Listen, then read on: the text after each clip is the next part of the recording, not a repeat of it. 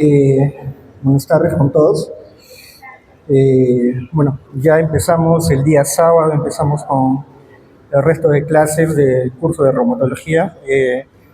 Para los que no han estado el sábado, bueno, ya me presenté, soy el doctor Miguel Vicente, soy médico reumatólogo, egresado de la universidad y formado en el Hospital Guillermo Almenara Irigoyen. Y bueno, estoy a cargo de la mitad de la cátedra por solicitud del doctor Terrones, que me ha pedido como favor continuar la mitad de cátedra, ¿no? Entonces, bueno, en el tema pasado hablamos de las miopatías inflamatorias y bueno, para hacer un breve repaso, las características de las miopatías inflamatorias están centradas en pacientes que llegan con debilidad muscular proximal. ¿Qué más?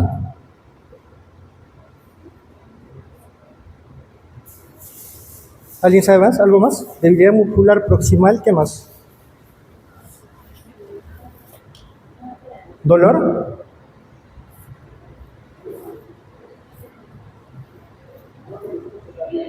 ¿No se escucha? ¿Ahora? Ya, entonces, hablamos sobre las miopatías inflamatorias. Entonces, las características de las miopatías inflamatorias son debilidad muscular proximal y ¿qué más? ¿Alguien sabe algo? ¿Perdón? ¿Perdón?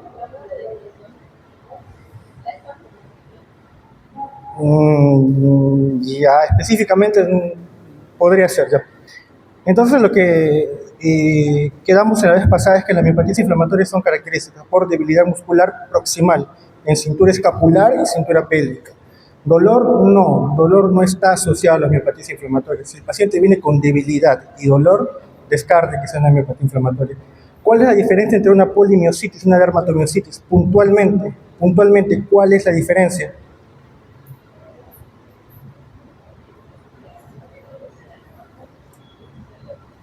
¿Cuál? Lo hemos repetido 4 veces la vez pasada y probablemente el doctor le pregunte eso, probablemente. ¿Quién? La poli, pues dermato, ¿no? Cutáneo. Entonces la poli no tiene, pues.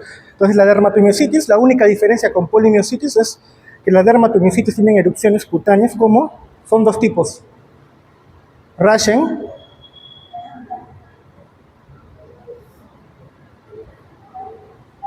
pápulas de Gottron y Raschen heliotropa, ¿ya? Y bueno, inmunopatológicamente uno tiene más, digamos, el infiltrado inflamatorio es, digamos, más en CD4 y el otro en CD8. ¿Quién tiene CD4? ¿Y quién tiene infiltrado a favor de CD8? La poli. Entonces, básicamente son las diferencias claves que deberían saber. Entonces, vamos a hacer un pequeño repaso, ¿ya? Entonces, vamos. Entonces, paciente femenino de 50 años que ingresa a la consulta refiriendo debilidad muscular progresiva. Y en este caso, debilidad muscular proximal, ¿ya? Faltó eso. De 4 meses de evolución, refiere que no puede peinarse, no puede incorporarse de la cama. El médico al examen evalúa y evidencia que hay fuerza muscular, que la fuerza muscular en cintura escapular está en 3 de 5. ¿Qué quiere decir esto? Que lo máximo es 5, ¿no es cierto? Entonces, la fuerza muscular está en 3 de 5, o sea, no completa la fuerza, tiene debilidad. Y en cintura pélvica es 3 de 5. Al examen, los exámenes de laboratorio muestran que tiene un CPK de 1300, dando como referencia el laboratorio un valor normal menor de 120, un LDH de 800 con un valor normal de 250 y una electromiografía con patrón miopático. Siendo estas características, ¿cuál es el posible diagnóstico de este paciente?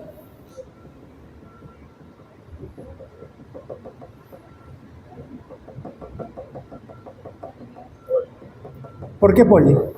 ¿Por qué no es dermato? Porque no hay expresión cutánea, ¿cierto? ¿Ya? ¿Y por qué no es miopatía de cuerpo de la inclusión? Porque no lo hemos tratado, así que no les va a venir tampoco. No, tampoco es para que... ¿Ya? ¿Y por qué no es fractura de fémur y húmero? Porque no te dan el antecedente y es algo fuera de serie en ese contexto. Entonces el diagnóstico es polimiositis. Si te traen el mismo paciente y te refieren que tiene lesiones cutáneas en los ojos, en el tórax, ¿cuál sería el diagnóstico?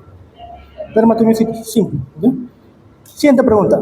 Paciente femenino, 60 años, ingresa a la consulta refiriendo a debilidad muscular progresiva de 8 meses, no puede peinarse, no puede incorporarse a la cama. Además, el paciente refiere a lesiones cutáneas eritematosas en región bipalpebral y tórax anterior.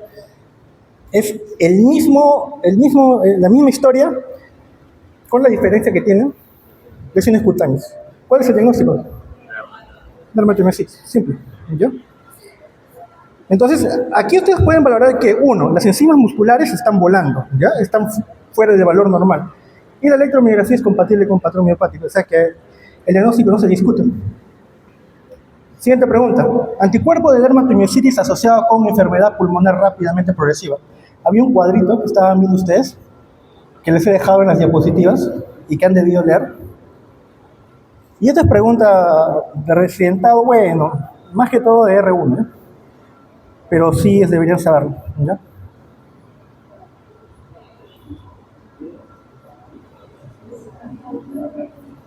¿Alguien sabe?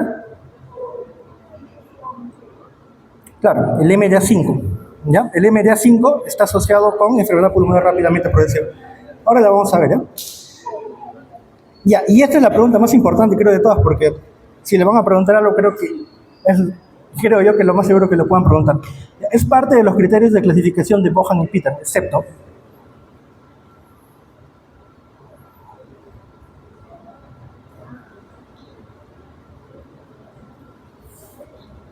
ya básicamente eso es lo más importante, sí deberían saberlo, ¿ya?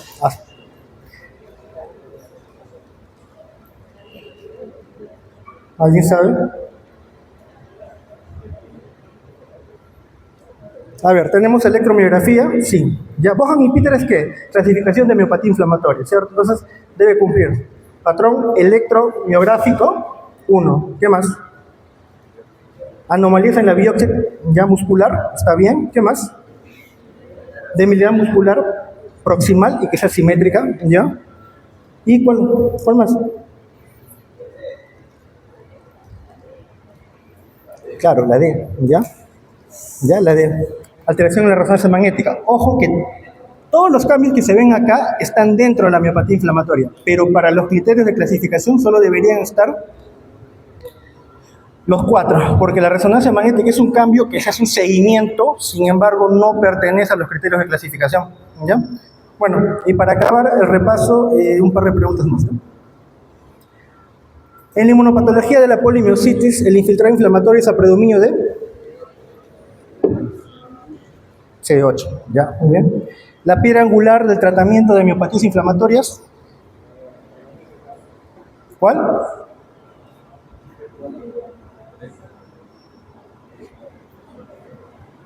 ¿Cuál? Prednisona, ¿eh? Los corticoides es la piedra angular del tratamiento. Con eso debes empezar.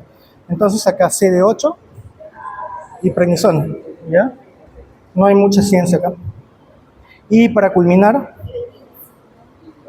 es el mismo caso desde el primer caso clínico. Sin embargo, te preguntan, ¿qué iniciarías en tratamiento con ese paciente? Paciente de 50 años, debilidad muscular progresiva, ¿no? El paciente tiene debilidad muscular en cintura pélvica, en cintura escapular, tiene elevación de los sigmas musculares, una electromiografía con un patrón miopático y pesa 60 kilos. ¿Qué inicias de tratamiento? Además, ¿no? Pero bueno. ¿Qué le van a dar al paciente? ¿Perdón? Prednisona, pues, ¿no? Prednisona, ¿ya? Prednisona. Simple, a 1 miligramo por kilo de peso, 60 miligramos, ¿ya? Entonces, básicamente este es el repaso general, ¿ya? De miopatía. La verdad, sinceramente, no sé si eso le vayan a preguntar, pero es muy probable que sean preguntas en general, ¿no? Le van a preguntar en Lima, acá son preguntas claras, ¿ya? Entonces vamos a hablar de fibromialgia. Bueno, nosotros para hablar de fibromialgia, básicamente tenemos que hacer la exclusión de muchas cosas. La fibromialgia está asociada básicamente a un dolor no filiado. El paciente viene con dolor, en todo el cuerpo. O sea, la definición literal de me duele todo, eso es fibromialgia. ¿Ya?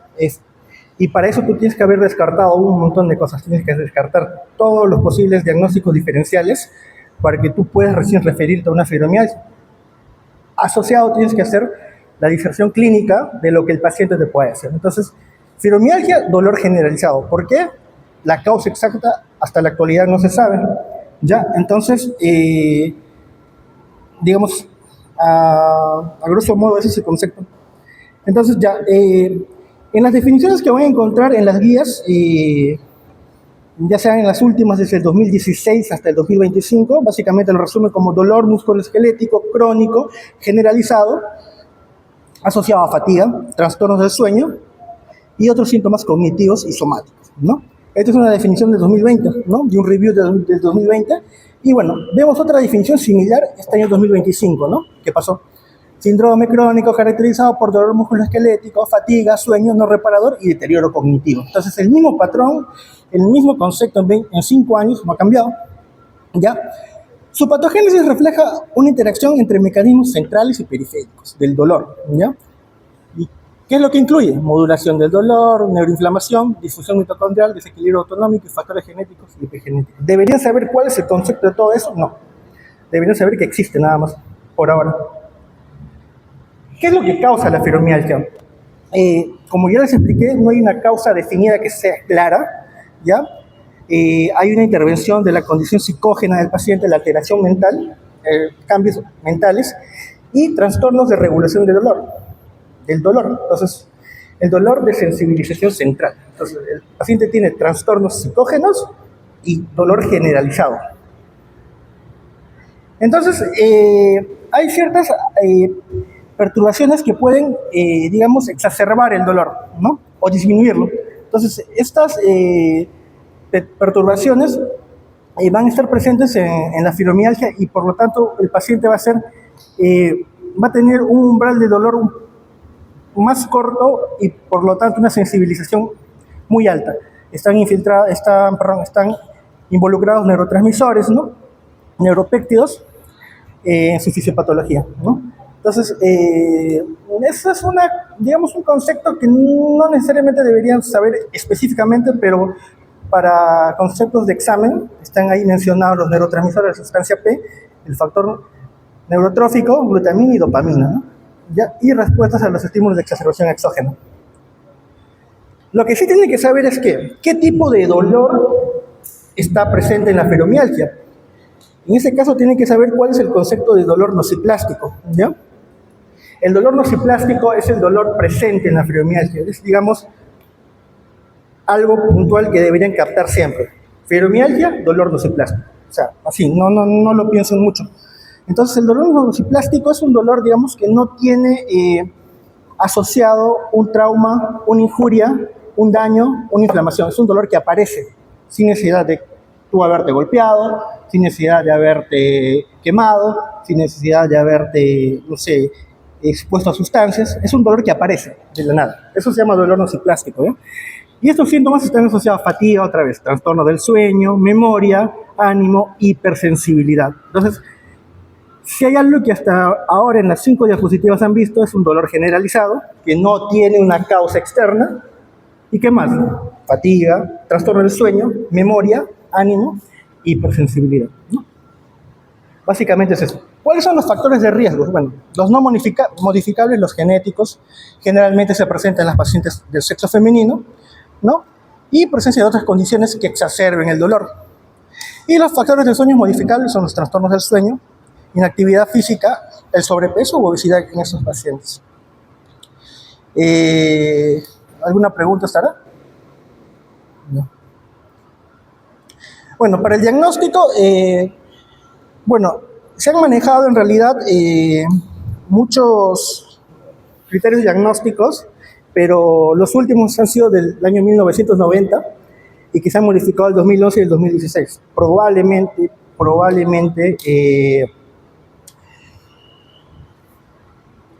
en los últimos años se han estado manejando los criterios de 1990 que ya no se usan, probablemente los asistentes, han estado manejando esto de los puntos dolorosos de fibromialgia. Ya no se usa eso, solamente es como un apoyo, ¿no? Y que en el año 2016 se han actualizado, incorporando dos cosas: índice de dolor generalizado y la escala de gravedad de síntomas SIS.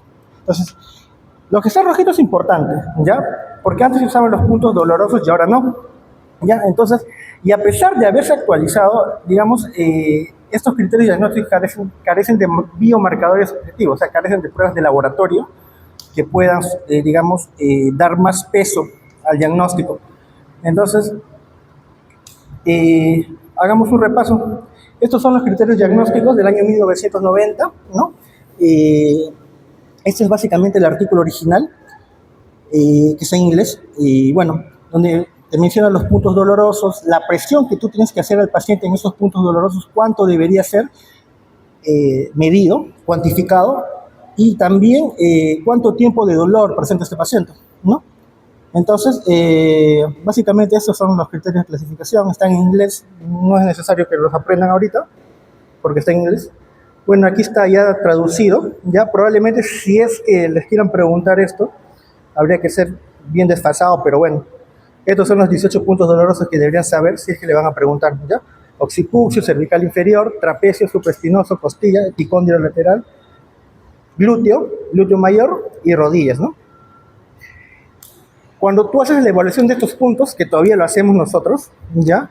Tienes que hacer con una fuerza aproximada de 4 kilos, ¿ya? Eso es pregunta, ¿ya? Y ha sido pregunta de residentado también en algún momento, residentado médico, ¿ya? 4 kilos en puntos dolorosos de fibromialgia, ¿ya? Entonces, para que se considere positivo, el paciente debería indicar que esa palpación fue dolorosa, ¿no? Sensibilidad no es lo mismo que dolor, ¿ya? Entonces, básicamente, estos son los puntos dolorosos que uno tiene que examinar a los pacientes. Y aunque no lo crea, generalmente tú los presionas y el paciente tiene un dolor muy intenso, muy intenso, muy intenso, ¿ya? Entonces, es algo que está presente, ¿no?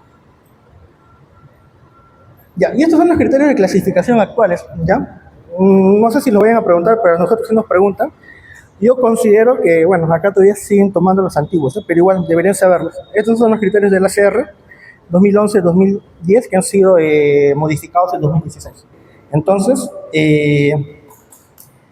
en base a esto, ellos consideran que criterios clínicos, duración de síntomas. Si hay algo que se repite en esos dos criterios, es básicamente que el dolor debe ser mayor de 3 meses. Dolor mayor de 3 meses. Entonces, si un paciente tiene dolor menos de 3 meses, ¿debería considerarse como fibromialgia? Bueno, según esto, no es cierto? La ubicación del dolor en 4 cuadrantes. Divides el cuerpo en 4 cuadrantes y tiene que estar presente en los 4 cuadrantes, ¿no? Debe haber fatiga, ¿ya? Y otras condiciones asociadas, ¿no? Como hipersensibilidad, ¿no? Trastornos del sueño y trastornos cognitivos. Ahora, lo que sí deberían saber, ¿cuál es la puntuación de fibromialgia en la escala, ¿no?, del UPI? Debería ser positivo cuando un UPI es mayor de 7 y un SS mayor de 5. O en todo caso, un BPI o un doble UPI de 4 a 6 y un SS mayor de 9. ¿Ya? Solamente eso. Los rasgos clínicos, estos pacientes tienen dolor crónico nuevamente mayor de 3 meses, fatiga, alteraciones del sueño y trastornos cognitivos, ¿ya? Entonces, si hay algo que se ha repetido ya muchas veces hasta ahora en las diapositivas es fatiga, dolor de 3 meses, alteraciones del sueño, trastornos cognitivos, ¿ya? La paciente me dice, me duele todo, doctor, me duele todo. Entonces, literalmente le duele todo, ¿ya? Y bueno, ¿qué es lo que ellos reportan como fatiga? Tú le preguntas cómo te sientes en la mañana cuando te levantas de la cama. Y ellos te van a decir que, doctor, siento como que me han golpeado toda la noche y no puedo levantarme. Es una definición, digamos, literal de fatiga en estos pacientes, ¿sí? Y bueno, trastornos cognitivos. Doctor, no me acuerdo dónde dejaba las cosas, se me ha ido deteriorando la memoria a corto plazo en los últimos meses, ¿no? Bueno, de costado está un resumen básicamente de todo lo que les he hecho, ¿no? Bueno, estas son imágenes básicamente que reflejan todos los síntomas de fatiga en un paciente, para los que saben portugués, en portugués, pero básicamente es el resumen de todos los síntomas que presenta un paciente con fibromialgia, ¿no? Entonces, fatiga, insomnio, ¿no? Rigidez en las mañanas, oscilación de cambios de humores, mala memoria, intestino irritable, ansiedad, depresión, intolerancia al clima, articulaciones dolorosas, ¿no? Puntos gatillos dolorosos. Son un montón de cosas que conllevan esta paciente. Diagnóstico diferencial, no voy a dar mucha cuerda en esto, pero estos son los diagnósticos diferenciales que deberían saber, ¿ya? Porque son un montón, ¿no? A lo menos lo básico. ¿Qué otra cosa podría ser? ¿Ya?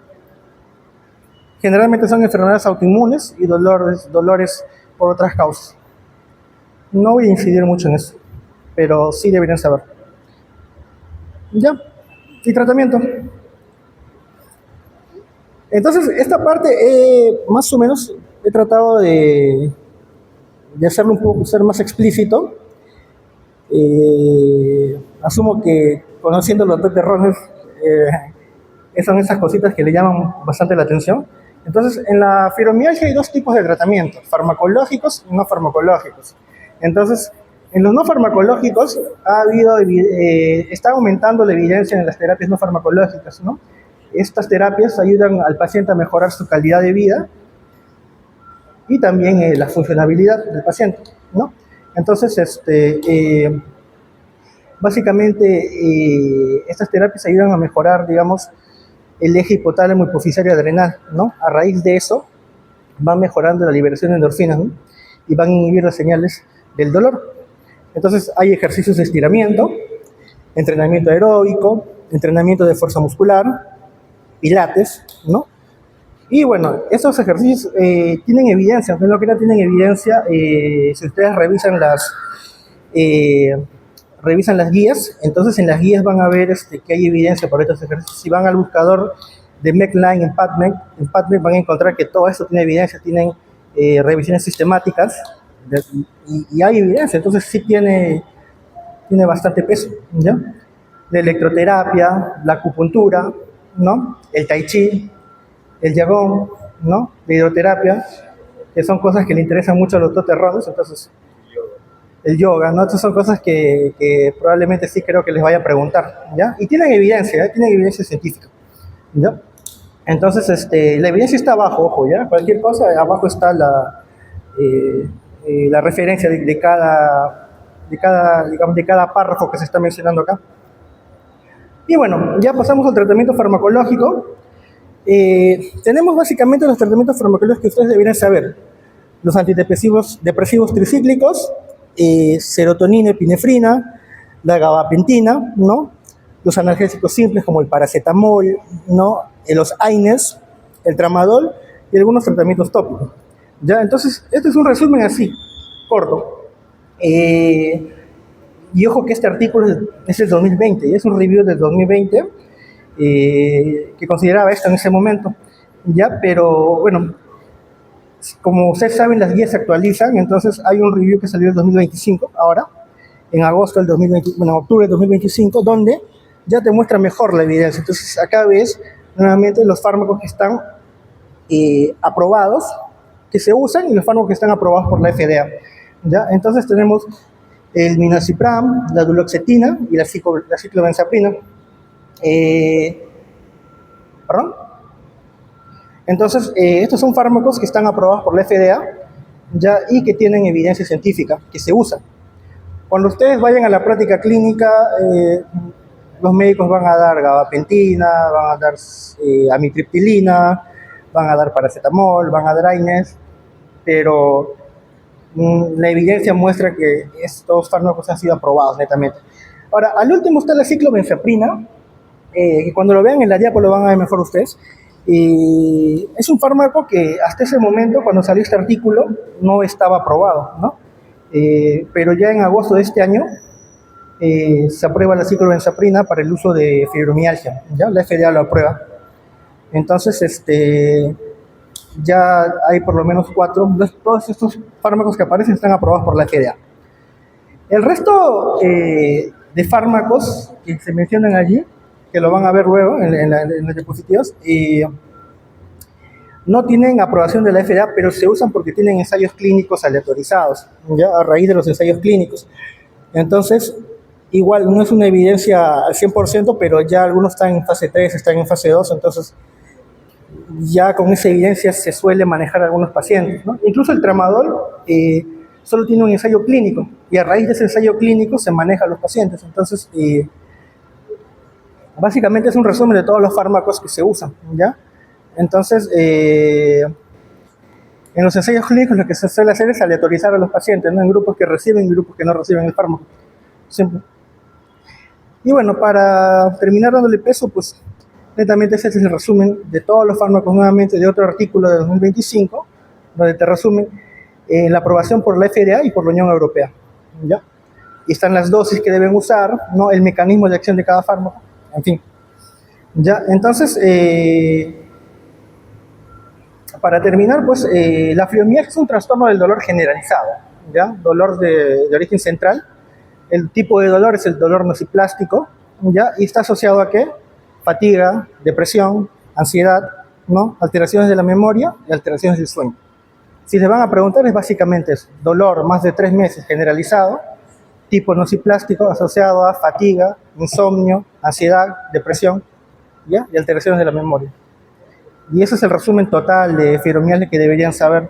Si le van a preguntar, eso sería los que deberían preguntarle en algún momento, ¿ya? Entonces, en realidad ese es el resumen total de las diapositivas. A ver, si tuvieran alguna pregunta hasta acá.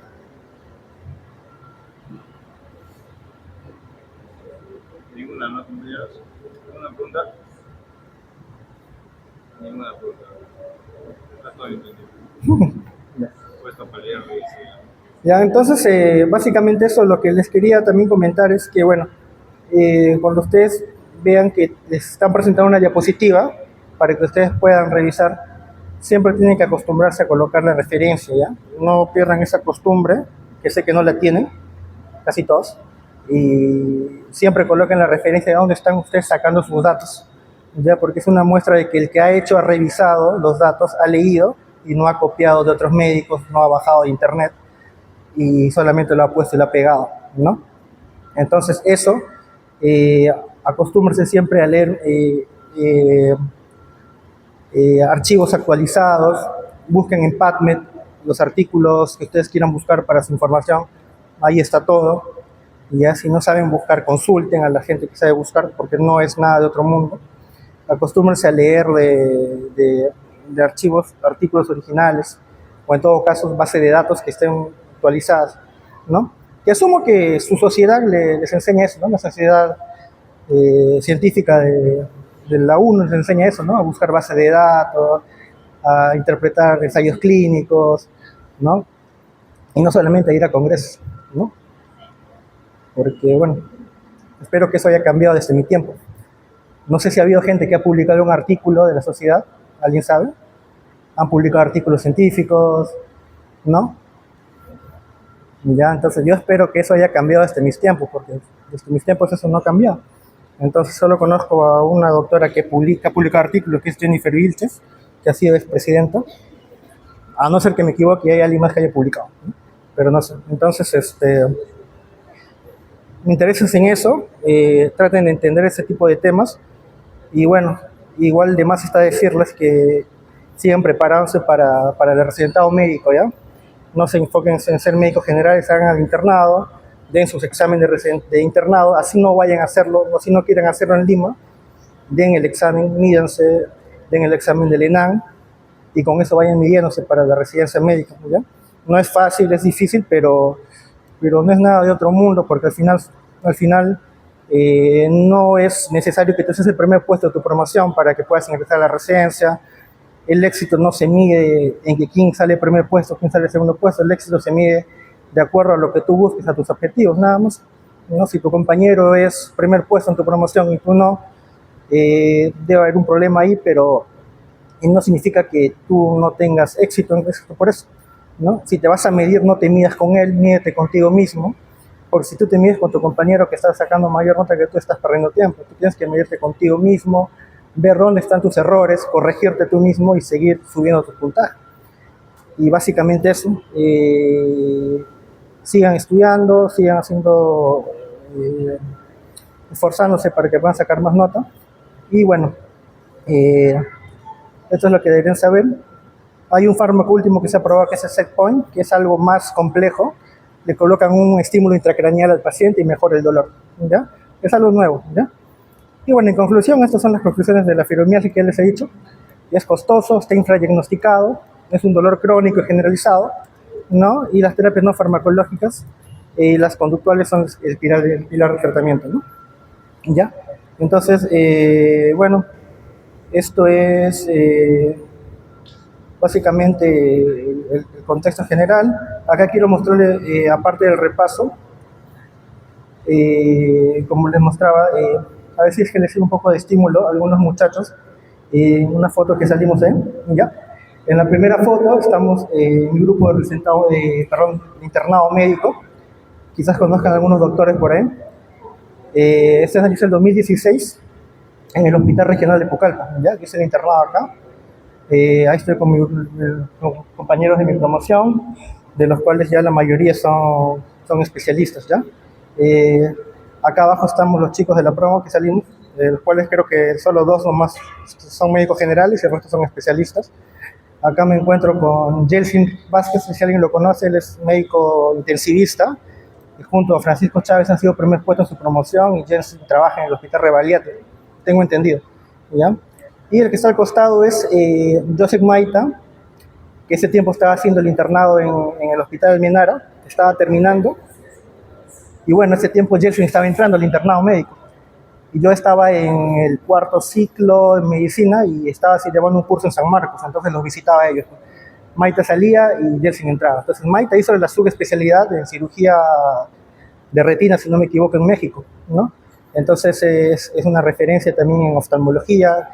Jelsin Richard es una referencia en medicina intensiva en Lima, muy reconocido en Lima, intensivista muy reconocido. Y bueno, Guillermo Yancari es anestesiólogo, trabaja en Revaliati también actualmente, ¿ya? Acá me encuentro con Carlos Aliaga, que es un neumólogo intensivista, ya es de mi promoción.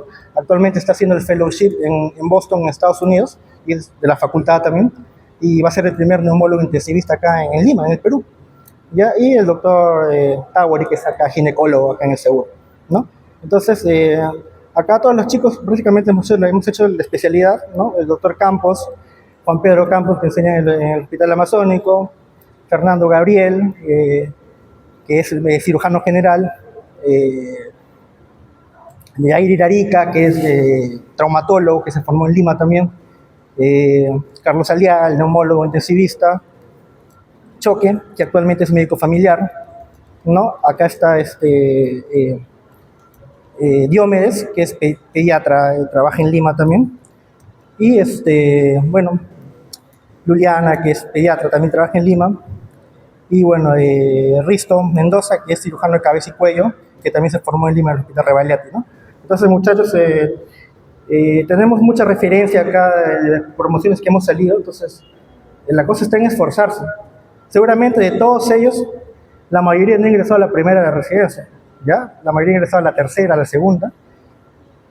¿Por qué? Porque la deficiencia estaba acá, en el pregrado, por no esforzarse mucho en el pregrado, por dejar de lado cosas en el pregrado. Entonces, todo lo que tú dejas de lado en el pregrado, al final lo pagas dando tu examen de NAN, lo pagas dando tu examen de residencia, postulando una, dos veces. Entonces, eso es lo que nos diferencia en Lima. En Lima ya ellos se preparan desde el tercer ciclo para dar el examen de NAN, de internado. Entonces, acá no existe mucho esa vocación de prepararse desde antes. Y esa es la única diferencia, porque en realidad te das cuenta que todos son buenos y tenemos buena gente que ha salido de acá a la universidad, que se sigue formando, ¿no? Y que probablemente vaya a trabajar en el extranjero o se quede en Lima trabajando. No significa que eso sea lo mejor, significa que sí se puede y que no se aminoren ni se amilanen por gente de afuera o por gente de otras provincias o de Lima, ¿no? Porque el que es bueno y el que no hace su esfuerzo y básicamente yo creo más en la disciplina. Yo admiro más la disciplina que el talento, ¿no? El talento es bueno, se aplaude, pero el que es disciplinado, no es talentoso, pero es disciplinado y consigue sus métodos, pues tiene más mérito que el talentoso. Entonces, básicamente eso a veces se les inspira un poco, pero bueno, eso ha sido el resumen de todo, ¿no?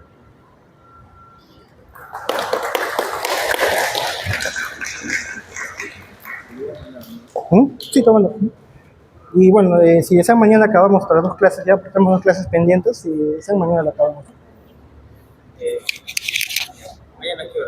Sí, mismo, 5, 5, 5. Ya. Acá mismo. Sí.